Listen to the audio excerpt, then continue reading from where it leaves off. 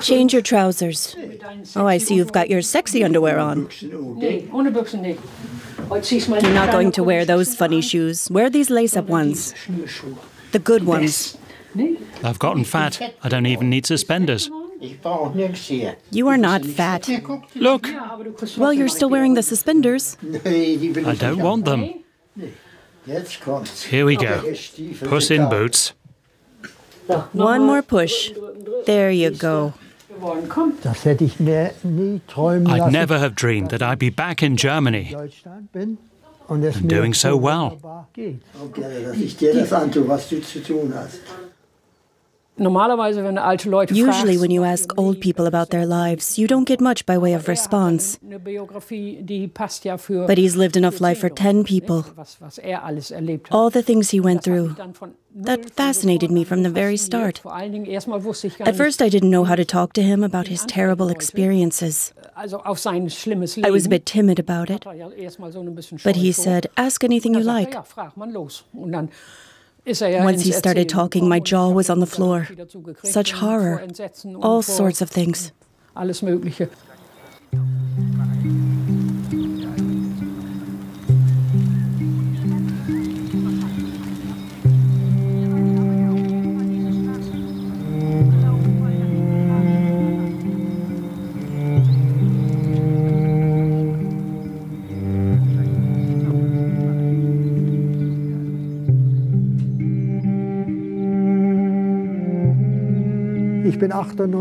Even at 98 years old, I can't understand how people could be like that. In the whole of East Frisia, not one Jew was able to hide. I was there. We went on 3 death marches. I was taken to Bergen-Belsen. I lay there among the dead and the dying. A few days later, a tank came. I thought they were going to shoot us all. But it was an English tank unit. You can't imagine what they found there at Bergen-Belsen.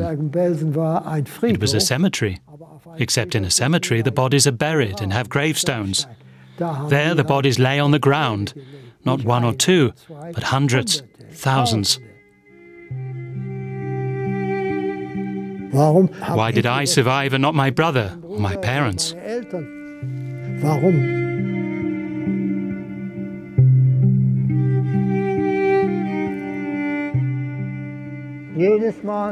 Whenever the camps were cleared, I'd be moved on. To Buchenwald and Dora and Bergen-Belsen.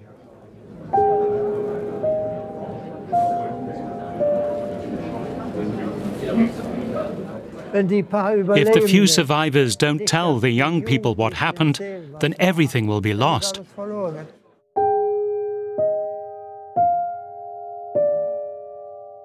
He survived the war and spent 2 years trying to find his family.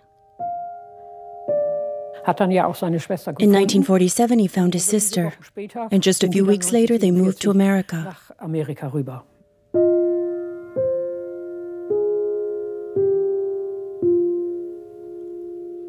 They didn't want to stay here, living among these people.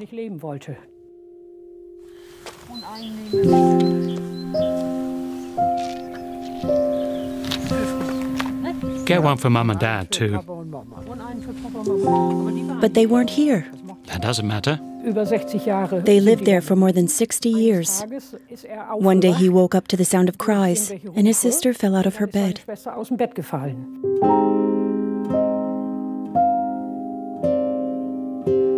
The stroke had been so bad that she could no longer speak or move.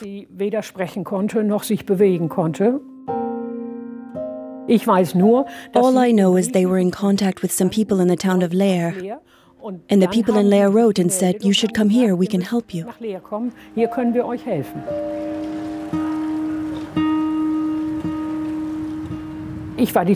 I was the nurse who looked after her.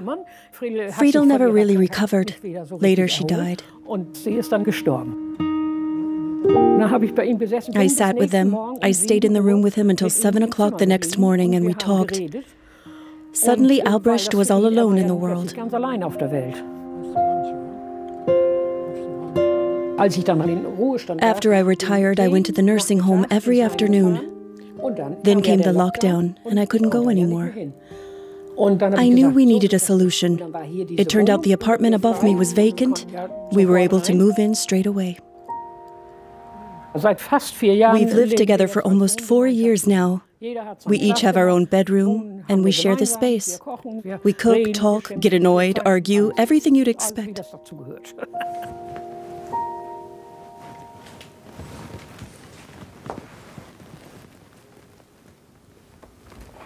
I can't see very well. I'm showing my age.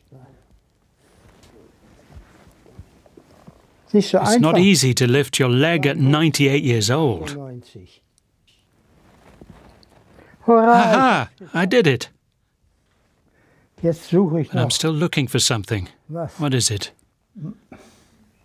Oh, my hairbrush. Look, it's a piece of junk. Yeah, but it's fine for my bald head. Thank you, Gerda. You're a sweetheart. Yeah, not always.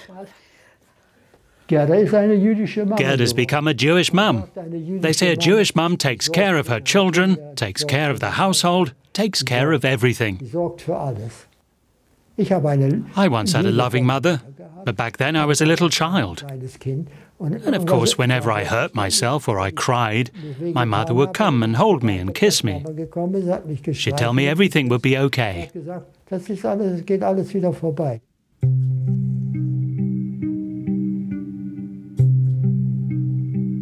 This photo is extremely important for Albrecht because it's the last one with all the siblings.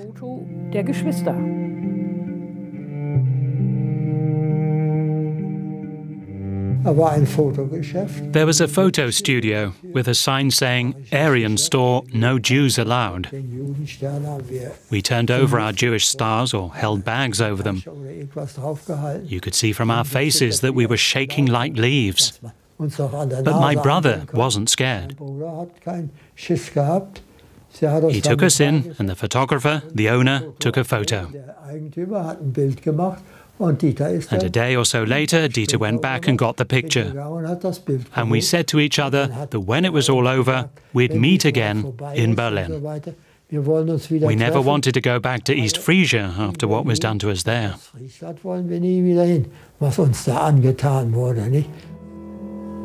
Wir sind die Moorsoldaten und ziehen mit dem Spaten ins Moor.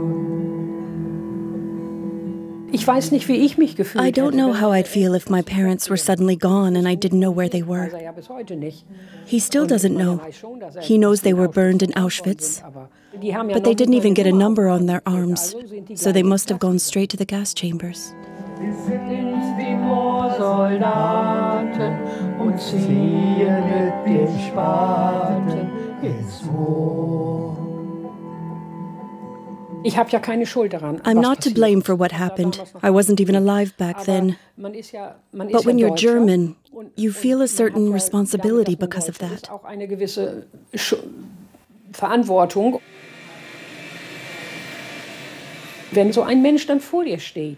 When someone like that is standing in front of you, and you know what they've experienced, you feel some pity. But you also think about how you can make up for what happened to them in the name of the German people. I'm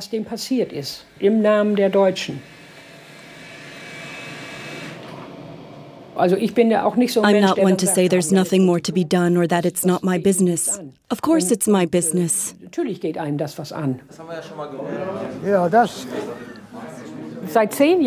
For 10 years, Albrecht and I have been on the road, keeping the memory of what happened alive. We go to schools and talk to the students. We just tell them what happened.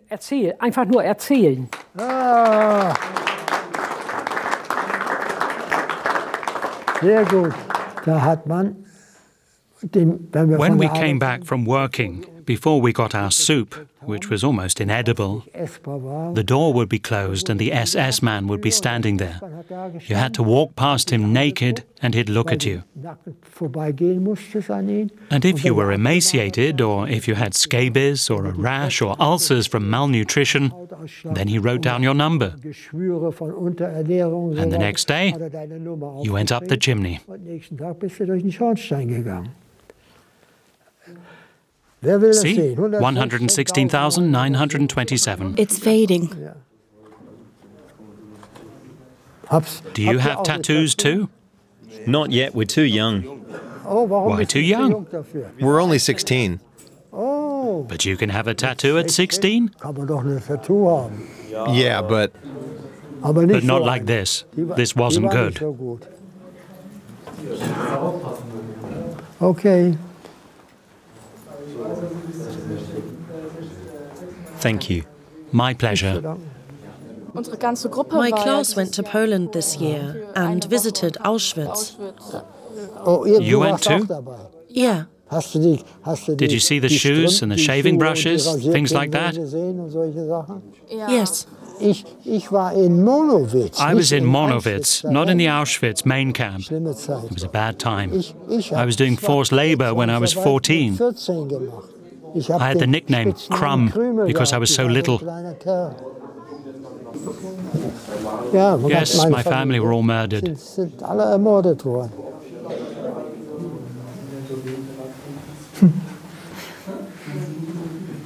thank you. What for? Just for explaining it to us. It's really incredible. You're a really receptive group of people. You're on the right track. Don't let these fanatics intimidate you. I was so touched by your words. I'm really grateful. That's kind, but you don't have to thank me. I don't matter in the scheme of things. You do to me. Oh, I guess so. That's wonderful. I've come to know wonderful people again. I didn't have that as a child. I used to have to get off the sidewalk when an Aryan passed by.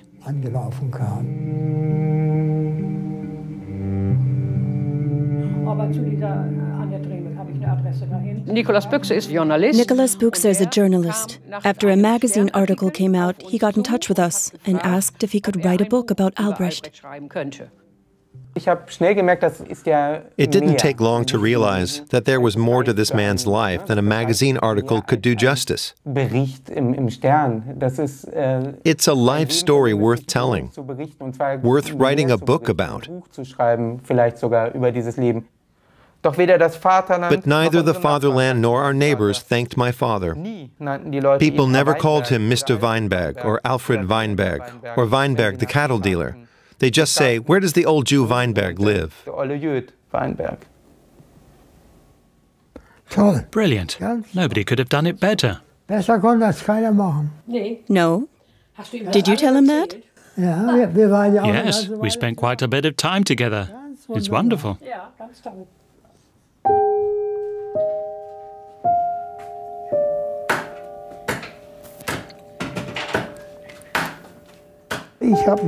My mind is sharp, but my body has given way.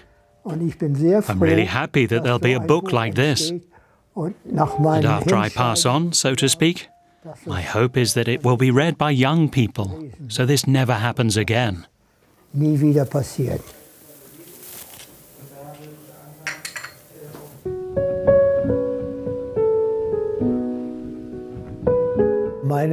My parents got married in 1920 and moved into the house in Rauderfehn. Mum was a nice woman.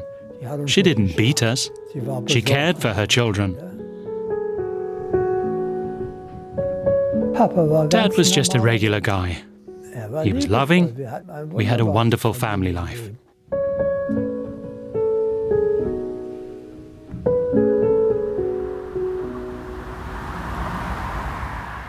Rauderfehn was a hotbed of antisemitism. We were the only Jewish family left. Diagonally across from our house, they built an Adolf Hitler square. Every morning they raised the flag there, and the Hitler Youth boys in their uniforms would sing songs outside our house. Like, today Germany belongs to us, tomorrow it'll be the whole world. We'll keep on marching no matter what. Or they'd chant, Jew, Yid, pointy nose, bony face. And then came Kristallnacht. They came to our house and more or less smashed and destroyed everything. I remember it was dark, but I don't know what time it was. They chased us through the entire town. We didn't know that the synagogue was being burnt down because we were driven from the other side of the town to the cattle yard.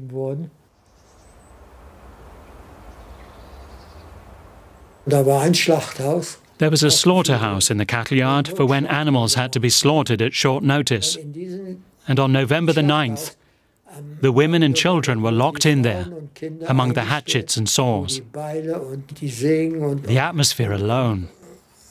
The women were crying. There were small children and old people. In Oldenburg, they rounded up all the Jewish men and young people around 17 or 18 and sent them to Sachsenhausen concentration camp.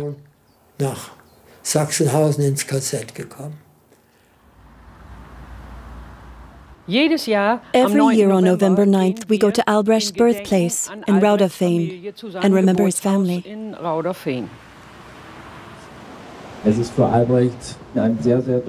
This is a very special place for Albrecht. He has no cemetery where he can go to mourn his parents, so this is a place where he can feel close to his family.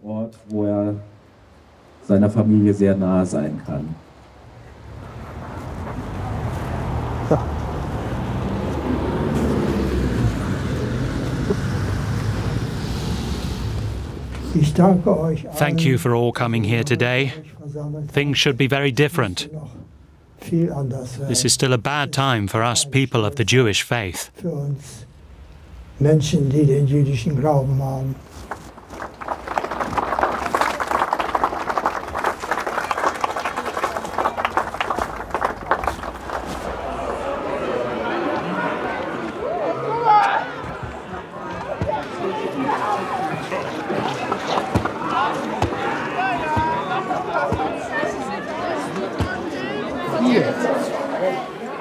It's now called the Albrecht Weinberg High School. We have the students to thank for that. They pushed for it to be named after Albrecht.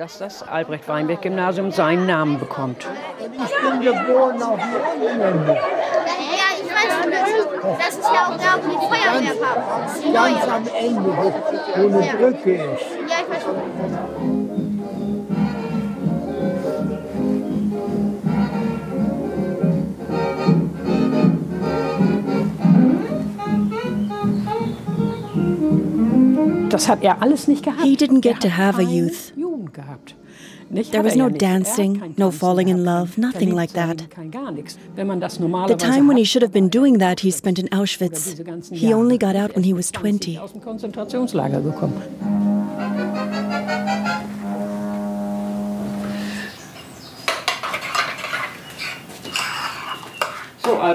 Here's your porridge, Albrecht. One day a letter came from a retired pastor. He had been in the Hitler Youth as a boy, and then a soldier in the Wehrmacht. He wrote us a long letter. Dear Miss Danekas, dear Albrecht Weinberg, we were once on opposite sides, a situation brought about not by us, but by the criminal rulers that I followed at the time. I didn't know any better. Today, I'm ashamed of it. Today, we want to shake hands in friendship and set an example, so that what we experienced can never happen again. Well, it's an elegant letter. He can write, he had an education. I just want to know what was going through their heads back then, back when he was in the Hitler Youth and persecuting Jews. It seems to me he's saying these ideas were fed to them along with their mother's milk. His whole life he hasn't talked about it. He only says something now when he's about to head for the pearly gates because he believes in God. He wasn't in Auschwitz. If he had been, I don't know if he could still believe in God. He really can't compare himself to you. When he writes we, it seems totally wrong to me. Because he's him and Albrecht is Albrecht. Albrecht experienced the worst things a person can experience, things we can't imagine in our wildest dreams. Meanwhile, this man stayed at home in East Frisia, became a pastor, and everything was fine. And now in his old age, there's this conscience. This conscience that's come from somewhere. He makes it all about him. He even said, I can't die until I've told my life story at the Albrecht Weinberg High School. Can you believe that?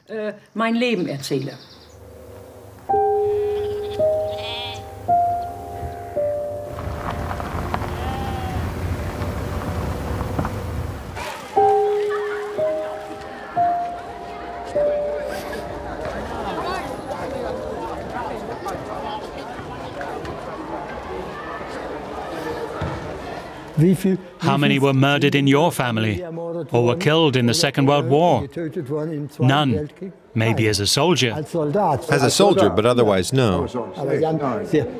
You could have said you didn't want to be a soldier. That wasn't possible. It was. That was against principle and tradition. That wasn't good citizenship.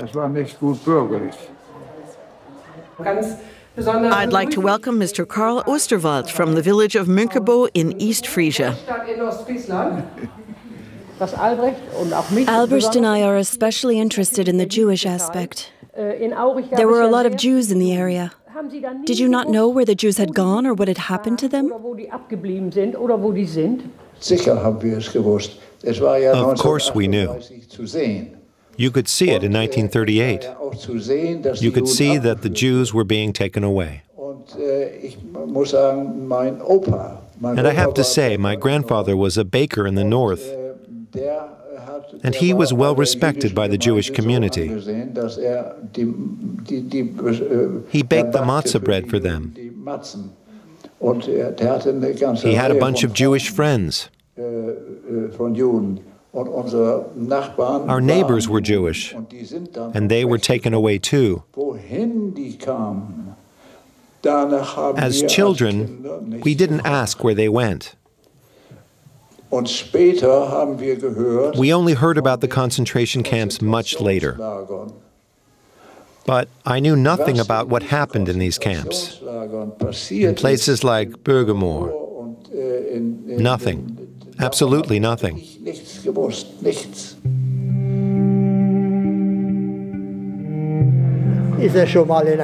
Did he ever go to a concentration camp to make amends like this man here who went to Auschwitz? That helped. Everyone had a Jewish friend. Everyone was a friend to the Jews. But my parents were still murdered.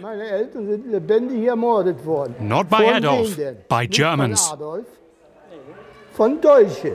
Nobody said anything. They stood behind their curtains as the Jews were sent east and murdered in their millions. They watched us being taken away. Not one, not hundreds, but millions. Millions were murdered by Germany.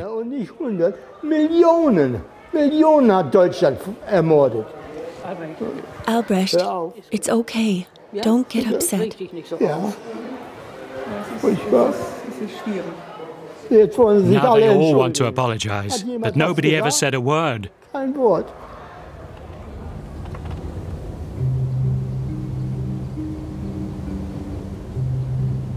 You can forgive, but excusing it is another matter. My parents were murdered. My relatives, my uncles and aunts, all killed. I can't explain that to a normal person.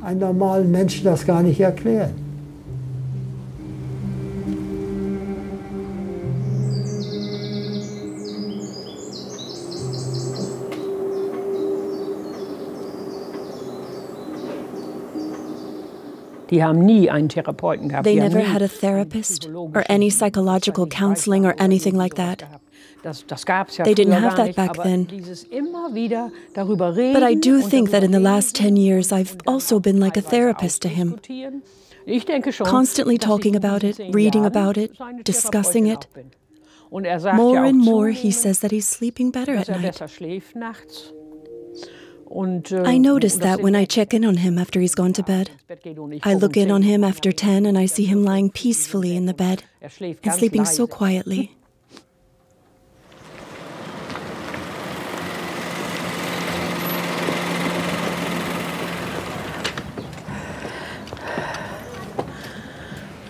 We held the book launch at the Albrecht Weinberg High School.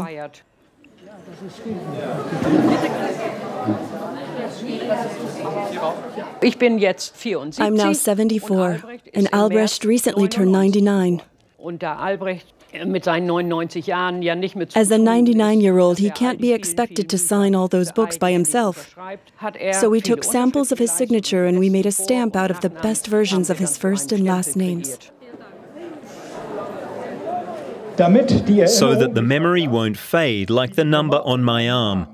That's a quote from Albrecht Weinberg and the title of the book that Nikolaus Büchser and Gerda Denekars will be reading from.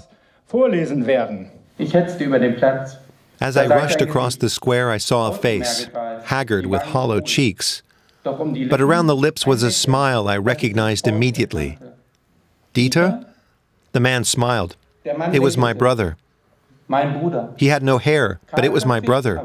He was suddenly right in front of me, in the middle of this inferno on the square of the Monowitz subcamp at Auschwitz. We'd run into each other amid the thousands of prisoners.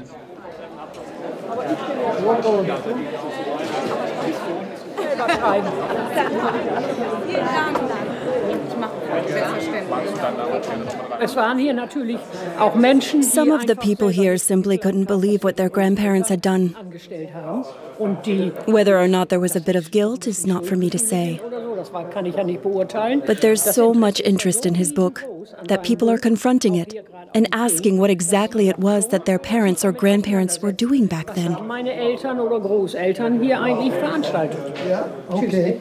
Mach's gut, ne? Das hat Macht keinen Unsinn mehr in Leer, aber Leer ist ja nichts. Gute Nacht, du gehst schlafen. Tschüss euch.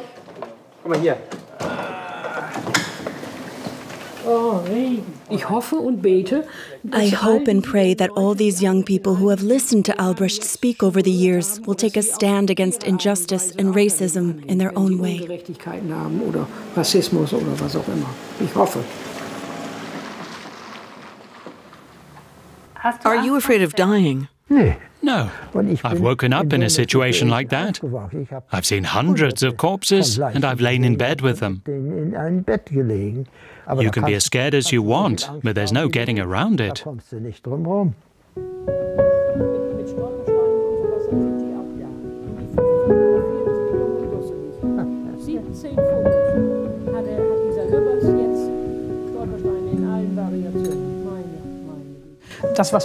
You can never completely make up for what happened, but I hope I've contributed as much as I could.